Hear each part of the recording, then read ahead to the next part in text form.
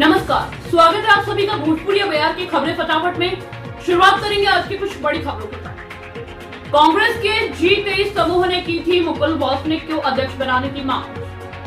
5 राज्यों में हाल ही में हुए विधानसभा चुनावों में हार के बाद कांग्रेस पहली बार आज बड़ी बैठक करने जा रही है। माना जा रहा है कि कांग्रेस कार्य समिति की इस बैठक में चुनावों में हार की समीक्षा और पार्टी की आगे की रणनीति के लिए चर्चा होगी। इस बीच कांग्रेस के G23 समूह का नाम फिर चर्चा में है। दरअसल G23 से जुड़े सूत्रों ने जानकारी दी है कि इस G23 समूह ने आलाकमान को मुकुल वासनिक का नाम अध्यक्ष पद के लिए सुझाया था।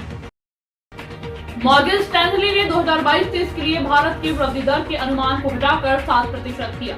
America brokerage company Morgan Stanley ने वित्त वर्ष 2022-23 के लिए भारत की वृद्धि दर के अनुमान को आधा प्रतिशत घटाकर 7.9% कर दिया है। इसके साथ ही मॉर्गन स्टैनली ने खुदरा मुद्रास्फीति के अनुमान को बढ़ाकर 6% कर दिया है। घरेलू उत्पाद के 3% तक पहुंच जाएगा। मॉर्गन स्टैनली की रिपोर्ट में कहा गया है कि हमारा अनुमान है कि सुधार का चक्र जारी रहेगा, लेकिन ये हमारे पिछले अनुमान से नरम रहेगा। मौजूदा भू राजनीतिक तनाव की वजह से बाहरी जोखिम बढ़ेंगे और अर्थव्यवस्था गतिहीन मुद्रास्फीति की ओर बढ़ेगी। सरयू राय के सहारे झारखंड की राजनीति में आप लेती है एंट्री।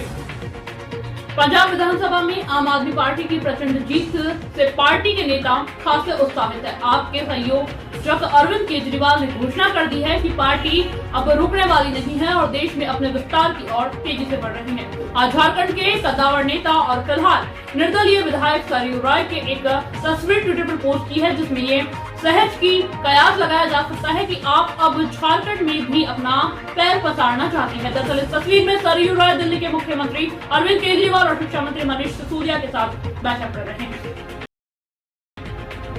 सोना हुआ सस्ता, चांदी के भी घटे दाम, जाने इस पूरे हफ्ते के सराफा बाजार का हाल। भारतीय सराफा बाजार में सोने की साप्ताहिक कीमतों में गिरावट आई है, वहीं चांदी भी सस्ती हुई है। इससे कारोबारी हफ्ते में सोने के भाव में 1133 रुपए के प्रति 10 ग्राम की कमी दर्ज की गई है, जबकि चांदी के भाव में 887 रुपए प्रति किलोग्राम की गिरावट आई है। India bulls and jewellers association यानी IBG की वेबसाइट के मुताबिक इस बिजनेस वीक का कैरेट का रेट 53,000 था, जो शुक्रवार रात घटकर 52,000 रुपए प्रति 10 ग्राम हो गया है।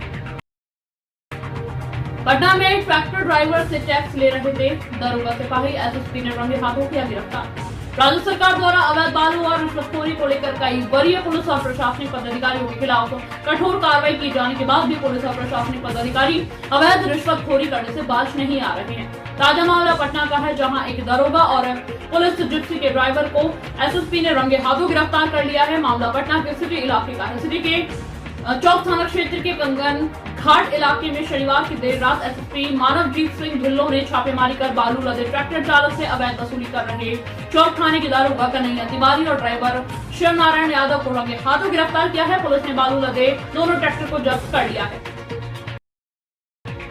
बिहार में अब किन्नर भी बनेंगे पुलिस वाले, दारोगा से लेकर कांस्टेबल तक में होगी। ट्रांसजेंडर भी अब बिहार में पुलिस कांस्टेबल और दारोगा बन सकेंगे।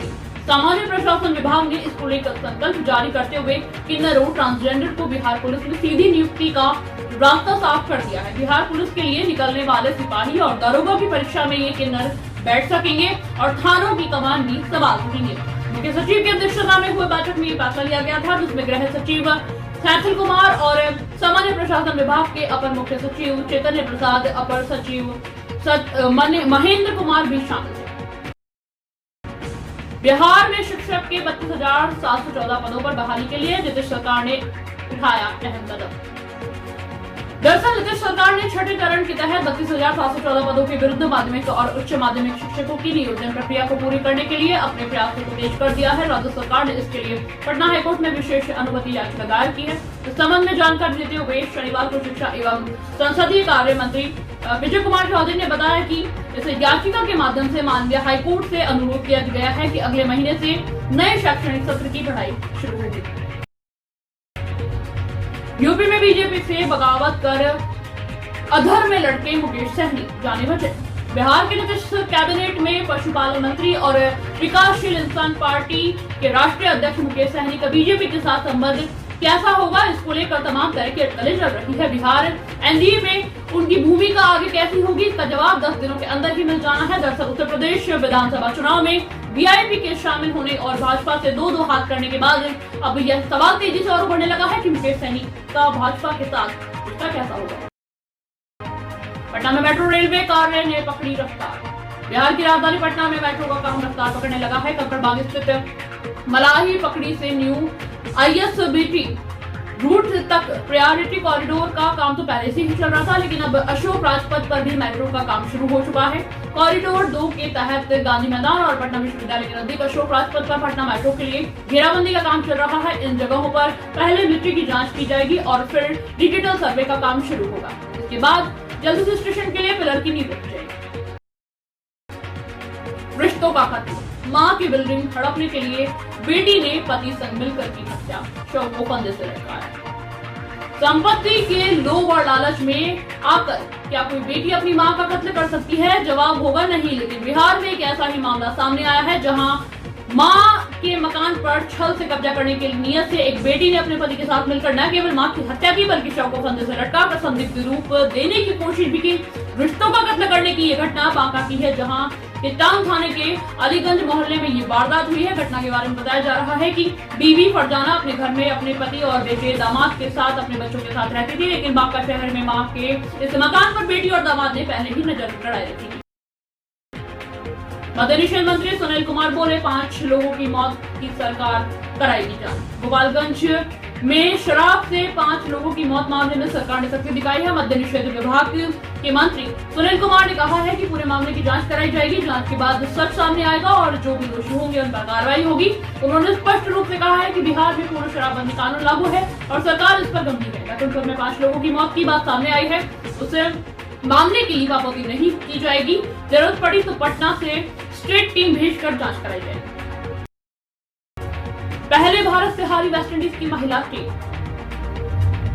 आईसीसी महिला क्रिकेट विश्व कप में शनिवार को भारत के खिलाफ खेले गए मैच में वेस्टइंडीज दोहरी मार झेलनी पड़ी। इस मुकाबले में पहले भारतीय महिला क्रिकेट टीम ने वेस्टइंडीज को 155 रनों से हराया। उसके बाद आईसीसी ने कैरेबियन टीम पर जुर्माना भी ठोका। दरअसल मैच के दौरान वेस्टइंडीज की टीम ने निर्धारित समय पर ओवर फेंकने में नाकामी रही, जिसके 40% जुर्माना लगाया गया। आईसीसी पैनल की मैच रेफरी फ्रिजर ने मुकाबले में पाया कि स्टेफनी टेलर की कप्तानी वाली वेस्टइंडीज की टीम ने निर्धारित समय में 2 ओवर कम फेंके थे, जिसके बाद उन्होंने कार्रवाई करते हुए खिलाड़ियों पर जुर्माना लगाया है।